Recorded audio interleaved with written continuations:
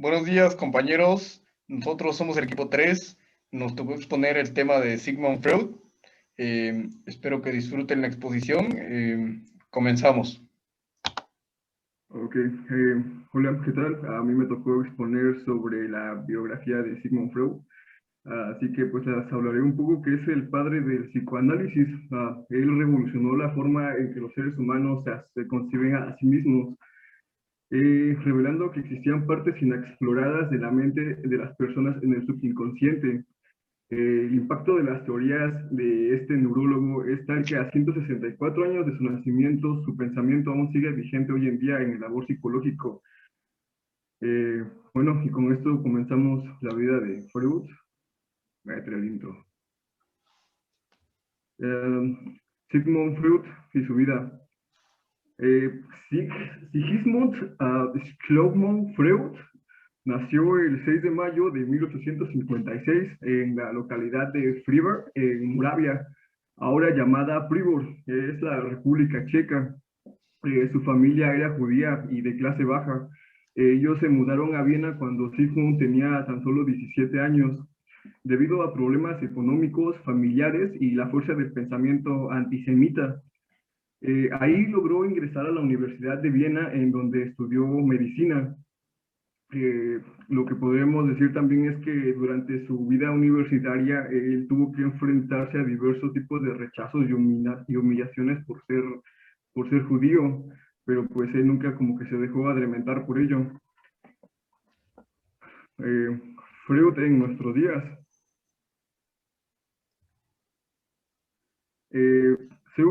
Sigmund Freud murió en Londres luego de huir del régimen nazi en el 23 de septiembre de 1939 a causa del cáncer en el paladar que sufría. Como, bueno, ustedes sabrán que él realmente consumía constantemente un cigarrillo. Todo el tiempo, por las fotos que luego les llegan a buscarles, todo el tiempo tiene un puro, no sé, tengo entendido que se echaba hasta 20 puros al día. El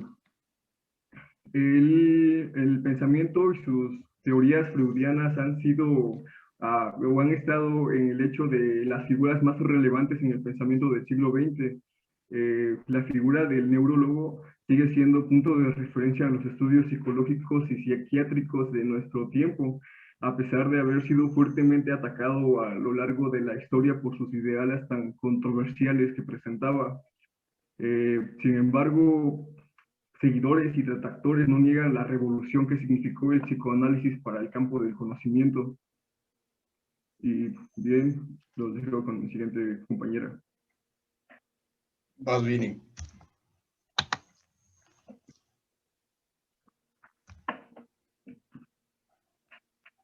Vas, Vini.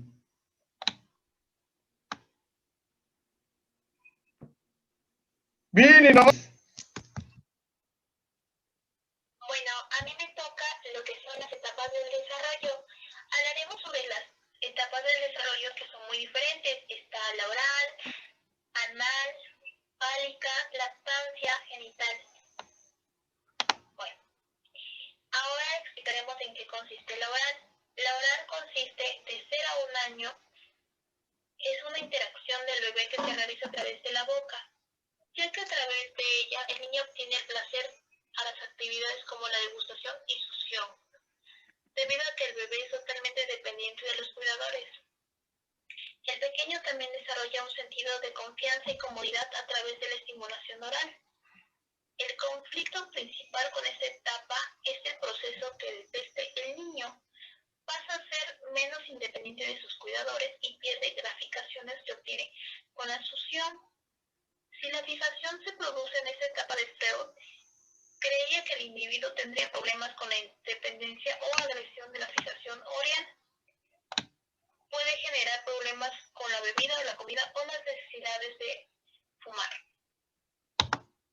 La siguiente es la fase anal, de 1 a 3 añitos. Durante esta etapa anal, Freud creía que el objetivo principal del líbido se hallaba a lograr el control de los movimientos del intestino y la vejiga. El conflicto importante en esta etapa es el control del niño que deciden aprender y controlar sus necesidades corporales. El desarrollo de este control conduce con la sensación del control y la dependencia. Como les decía, el periodo de latencia es de 6 a 12 años. Durante este periodo, la latencia, los intereses del líbido son suprimidos temporalmente. El desarrollo del ego y del superego contribuyen en el periodo de la calma. La etapa comienza alrededor del momento en que los niños entran a la escuela y se preocupan más por las relaciones iguales o los juegos o otros intereses. También en este periodo empieza lo que es la exploración en la energía sexual. Esta todavía presente se dirige hacia otras áreas, como las actividades intelectuales y las sociales. Lo importante del desarrollo y las habilidades sociales es la comunicación y la confianza entre sí mismo. Y la última es la fase genital, de 12 hasta la muerte. Durante esta etapa final, el desarrollo psicosexual, el individuo desarrolla un fuerte interés hacia el sexo. Las relaciones sexuales, esta etapa comienza en la pubertad, durante el resto de la vida de la persona. Pero tenía la atención y se centraba en las necesidades individuales. En esta etapa se cree que al fin el interés por el bienestar de los demás. El objetivo está en esta etapa establecer un equilibrio entre las diversas áreas de la vida.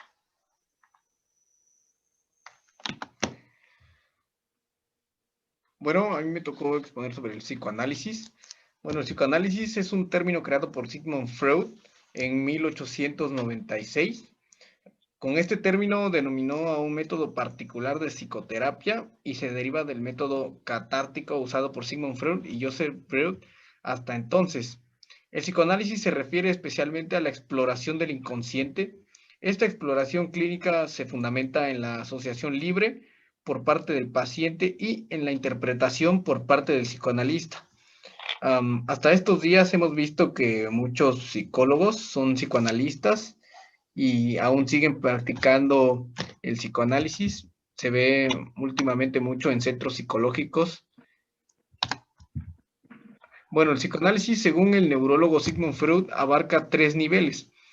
Es un método de investigación del inconsciente del sujeto por medio de la asociación libre. Interpreta los sueños y los actos fallidos. Es un tratamiento terapéutico y un conjunto de teorías psicológicas y psicopatológicas derivadas de los resultados de los 2 métodos antes identificados. Sigmund Freud elaboró una formulación del psiquismo que indica una diferenciación del aparato psíquico dotado de características o funciones distintas. Incluye 2 tópicos: el consciente, inconsciente y preconsciente. El consciente busca acoplarse al mundo exterior y reconocer los estímulos procedentes de la vida psíquica interior, ambos regidos por el principio de la realidad. El inconsciente, formado por contenidos reprimidos que buscan retornar a la conciencia o nunca fueron conscientes, pero son incompatibles con la conciencia. Están regidos por el principio del placer y la represión, que son mecanismos que hacen que los contenidos del inconsciente permanezcan ocultos. El preconsciente califica los contenidos que no están presentes en la conciencia.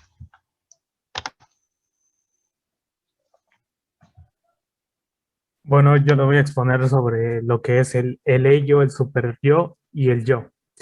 En 1916, Freud publicó lo que era la introducción al psicoanálisis. Él en esta obra ampliaba su teoría, definiendo lo que era el ello, el superyo y el yo.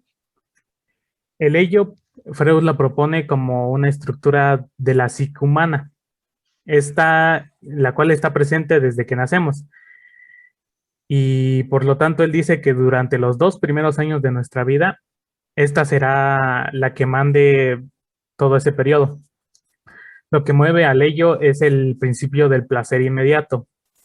Es por eso que lucha como para que las pulsiones primarias rijan las conductas de la persona. Eso sin importar las consecuencias que pueda tener a mediano o largo plazo. Es por eso que también se le considera al ello como si fuera la parte animal o la parte instintiva del ser humano. En cuanto al yo, el yo lo califica como una instancia psíquica que aparece a partir de los 2 años y que una de las funciones que hace es que o hace como delimitante del ello para que el ello no tome el control completo de las acciones y pueda llevar a unas situaciones catastróficas a corto o a largo plazo. Y también hace que el superyo no llegue como a asfixiarnos debido a que el superyo tiene un carácter muy restrictivo. No, el ello no es simplemente una entidad que limita la influencia de las otras instancias, digámoslo así, sino que el ello también tiene sus propios intereses y usualmente lo que hace es que se rige por el principio de la realidad. Este principio hace que esté enfocado hacia el exterior y nos lleva a pensar en las consecuencias de lo que hacemos y los problemas que nos pueda generar. El superyo, según Freud, aparece a partir de los 3 años y es consecuencia de la socialización que tenemos y la interiorización de las normas que son de las normas sociales. Es la instancia psíquica que también vela por el cumplimiento de las reglas morales. Por eso es que el superyo presiona como para realizar grandes sacrificios con tal de que la personalidad del individuo se acerque lo máximo posible a la idea que se tenga de la perfección en el ámbito social, digámoslo así.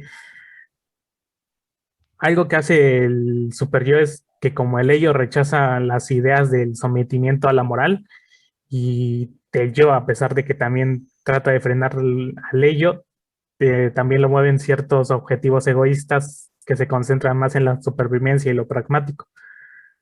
El superyo lo que hace, o lo principalmente que hace, es como enfrentarse a estas dos instancias para que como que se pueda llevar moralmente o se pueda tener bien la moral, digámoslo así.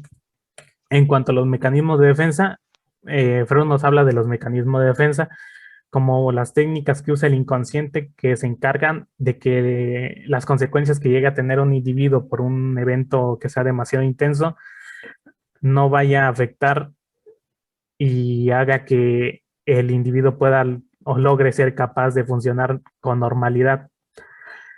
En cuanto a los mecanismos de defensa, son modos incorrectos, bueno, así lo dice, son modos incorrectos de resolver los conflictos psicológicos. Y lo que puede pasar en dado caso de que cuando se usan estos mecanismos de defensa, es que pueden llegar a trastornos y en casos extremos a somatizaciones del conflicto psicológico y las disfunciones físicas que también vaya expresando. Entre los mecanismos de defensa está el mecanismo de defensa del desplazamiento, el cual se refiere como al redirigir un impulso que usualmente estos impulsos son como impulsos agresivos hacia una persona o un objeto. Usualmente es como cuando nos enojamos, golpeamos algo o usualmente se da más ahorita que vas y criticas a una persona nada más porque tú estás enojado contigo mismo. En cuanto al mecanismo de la represión, este mecanismo lo que hace es que hace mucha referencia al yo y el borrar eventos o pensamientos que serían muy dolorosos para la persona y simplemente los esconde o los borra de su memoria para que no lo vayan como atormentando. Este mecanismo fue uno de los primeros que él descubrió. En cuanto a los mecanismos de defensa de proyección, hacen referencia a que los individuos atribuyen sus propios pensamientos que tienen hacia una persona y los reflejan de esa forma. Un ejemplo muy común es como el de una mujer que se siente atraída por otra mujer, pero no, como que no lo quiere aceptar. Y lo que hace ella es de que redirige ese pensamiento hacia la pareja, el marido, alguna persona que tenga. Y ella lo transforma en una sospecha como de que va a ser traicionada. Ese es un ejemplo del mecanismo como de proyección. El mecanismo de negación hace que el sujeto bloquee los eventos externos que hay a su alrededor y para que estos no se queden en la conciencia. lo que hace es que también trata aspectos muy evidentes en la realidad, los trata como si no existieran, como si no estuvieran para él. Esto pues para que no le afecte en su conciencia, digámoslo así. En el mecanismo de compensación, este mecanismo de defensa se caracteriza porque aquí el individuo lo que hace es tratar de equilibrar cualidades y deficiencias. Un ejemplo de este es que una persona que no obtiene buenas notas, va mal en los estudios, busca una forma de consolarse, como lo sería que se console por su belleza o porque es bueno para algún deporte o así. En cuanto al mecanismo de expiación, es el mecanismo como de recolección psíquica, ya que aquí el sujeto se hace pagar sus errores en el momento en el que él los comete. Lo que hace el sujeto es que espera que de ese error sea, de esa forma el error sea inmediatamente como anulado. En cuanto al mecanismo de fantasía, en este mecanismo de defensa, el individuo lo que hace es que crea una situación en su mente en el cual aquí puede eliminar el disgusto que tenga, el problema o cualquier otro tipo de cosas. Obviamente es una situación que él jamás va a poder como llevar a la realidad, pero lo que hace está en la fantasía es de que como que satisface su deseo o su necesidad. Otro mecanismo sería la formación reactiva, el cual es un mecanismo que se caracteriza porque adhiere pensamientos a otras formaciones reactivas, que usualmente se convierten en unas alteraciones de estructura de la personalidad. Lo que hacen estas estructuras de la personalidad, sí, ponen al individuo siempre en estado de alerta, como si siempre estuviera en peligro o siempre se pone en aspecto defensivo. Un ejemplo de esta formación reactiva es una persona que tiene comportamientos homofóbicos, pero que en realidad esa persona se siente atraída hacia otra persona de su mismo sexo. O sea, en otras palabras, es homosexual, pero es homofóbico y la homofobia lo usa como para esconder esa orientación. En cuanto al mecanismo de identificación, este está basado en la asimilación de características de otras personas. Lo que hace el individuo es que convierte a esas personas de las cuales adquirió las características, las convierte como en un modelo a seguir, digámoslo así. Este mecanismo es la base en la cual se constituye la personalidad. Y el último mecanismo que sería el mecanismo de regresión, el cual es el proceso de volver a una etapa anterior que haya tenido en el desarrollo, en la cual esta persona siempre haya tenido una satisfacción inmediata y con ello el disgusto que haya sufrido en ese momento sea menor o incluso llegue a desaparecer. Eso sería todo por los mecanismos de defensa y el ello, el super yo y el yo.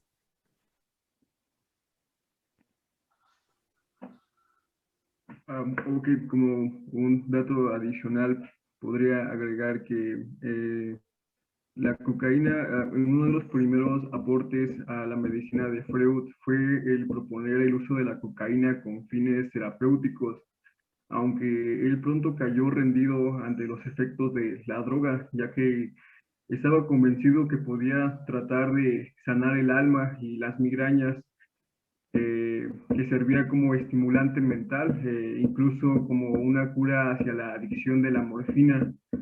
Freud consumió esta sustancia abiertamente durante prácticamente 12 años, pero nunca se consideró a sí mismo como dependiente, y no fue hasta la muerte de su padre en 1896 que dejó de hacerlo. Y bueno, eso es todo.